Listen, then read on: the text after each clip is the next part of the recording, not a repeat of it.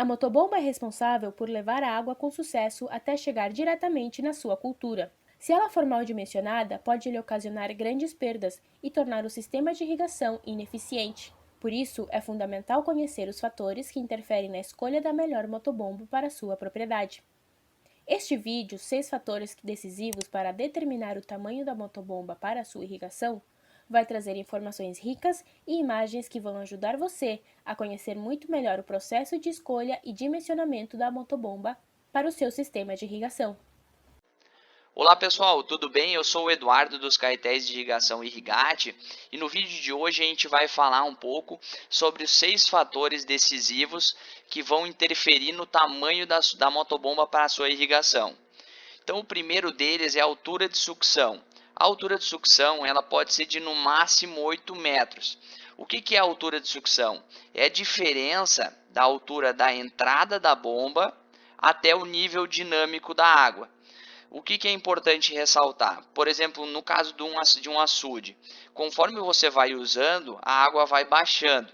Então é importante a gente prever o nível mínimo de água que vai trabalhar a irrigação e a partir daí definir a altura de sucção.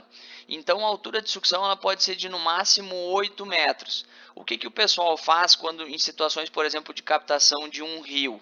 Constrói ou uma base como essa que a gente está vendo aqui, ou até mesmo coloca a motobomba em uma balsa. Para quê? Para conforme altera o nível do rio, ele vai também acompanhar junto, a motobomba vai acompanhar junto. E aí coloca uma mangueira flexível na saída, para também não ter problema de você ter isso fixo, né? Como vai alterar o nível do rio, a mangueira de saída também vai se movimentar. Pode acontecer também da gente ter uma altura de sucção negativa. O que significa isso? Por exemplo, nesse caso, você vai ter uma caixa d'água no alto e vai colocar a motobomba aqui embaixo. Ou seja, a motobomba ela vai estar abaixo do nível da água. Então aí você tem uma altura de sucção negativa. Então, só ressaltando, a altura de sucção ela pode ser de no máximo 8 metros. Aqui, então, o segundo fator é o desnível da área. Tá? Então, aqui a gente vê uma imagem de um produtor que irriga com o carretel e utiliza para fertirrigação. E aqui é muito curioso, é um excelente exemplo para a gente falar sobre essa questão do desnível, porque nesse caso ele está captando aqui do poço dele de dejetos. Ele tem um reservatório de dejetos aqui em cima e aí ele tem a tubulação que ele passa por aqui, ele conecta o carretel e aqui está o carrinho aspersor trabalhando, fazendo a fertirrigação. Então, nesse caso dele, a água está no ponto mais alto, ou seja, ele tem um desnível negativo. O desnível ajuda ele a fazer o bombeamento. E ele tem uma situação nessa mesma propriedade, ó. Essa aqui é a imagem olhando daqui de cima. Então aqui ele tem uma motobomba tratorizada, ele capta desse reservatório de dejetos e aqui a gente pode ver o carretel. E esse produtor também tem um açude que ele usa de vez em quando para fazer a questão da irrigação apenas, sem dejetos no caso. E aqui é a imagem do açude. Então, no caso, se ele tiver a motobomba trabalhando aqui nesse açude, no caso na parte de baixo, a gente tem que considerar a diferença de altura do açude até o ponto mais alto. Então a gente vai medir, a gente faz esse dimensionamento, né, para selecionar a motobomba. A gente mede a diferença de altura daqui, do ponto de captação, no caso se fosse aqui, até o ponto mais alto da área, que seria aqui.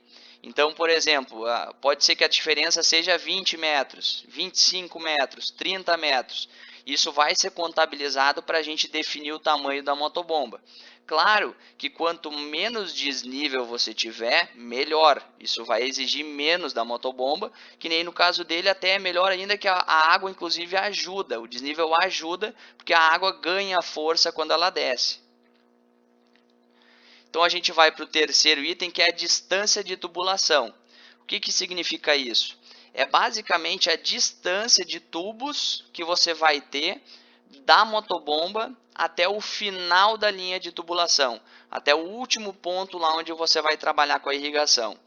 Tem muitas situações, por isso que eu coloquei essa foto aqui, onde a água vai ser do lado onde você vai trabalhar com o carretel. E tem situações onde você vai ter uma linha de tubulação mais longa. Por exemplo, se você tiver aqui o ponto de captação nesse mato ou lá atrás, bem distante, você vai puxar uma linha de PVC, a tubulação vai passar e você vai conectar o carretel na tubulação. E aí, para essa água passar por toda essa linha de tubulação, ela vai ter uma perda de carga, uma perda de força. Então, isso também a gente dimensiona e isso interfere no tamanho da bomba. Quanto mais perto, menor tem que ser a motobomba. Vai ser mais fácil de fazer o bombeamento. Mas tem situações onde tem produtores que vão querer irrigar com 2 km de distância. Não tem problema nenhum, dá para ser feito também. Isso só tem que ser contabilizado no dimensionamento. O quarto item é a pressão do aspersor, que na verdade o aspersor, para fazer esse jato aqui, para fazer essa vazão, que no caso desse aspersor da foto que é 18.000 litros por hora e 26 metros para cada lado de alcance, ele precisa que chegue uma pressão suficiente nele. E na verdade a gente faz o dimensionamento da motobomba justamente para que chegue lá no emissor, com a pressão adequada. Então, no caso, esse aspersor aqui, ele vai precisar de 30 MCA, ou seja, ele usa 30 MCA de pressão para fazer o que a gente está vendo aqui, que é esse jato. Em casos onde você vai só fazer uma transposição de água, que significa isso? Por exemplo, você vai captar água de um rio para colocar dentro de uma represa, aí você não vai ter essa questão da pressão do aspersor. Por quê? Porque você só está transportando água, você não vai ter um emissor lá para jogar essa água em certa distância ou com certa vazão. O quinto item aqui são as perdas localizadas. As perdas localizadas, na verdade, são mais perdas de pressão que você tem ao longo dos tubos, que aí envolve as curvas, os capes, os hidrantes que aparecem aqui na foto. Então, cada conexão ela tem uma determinada perda, ela gera uma determinada perda de carga. E aí é importante considerar essas perdas localizadas na linha para você também ter o bom dimensionamento. E por fim, o sexto fator decisivo é a vazão, ou seja, quanto mais água você precisar tocar, maior vai ter que ser a sua motobomba. Então a vazão também interfere muito no tamanho da motobomba e no tamanho da tubulação. Por exemplo, a gente tem o carretel nosso que é o Irrigatinho, com capacidade para até 5 hectares, ele tem uma vazão de 11.800 litros por hora.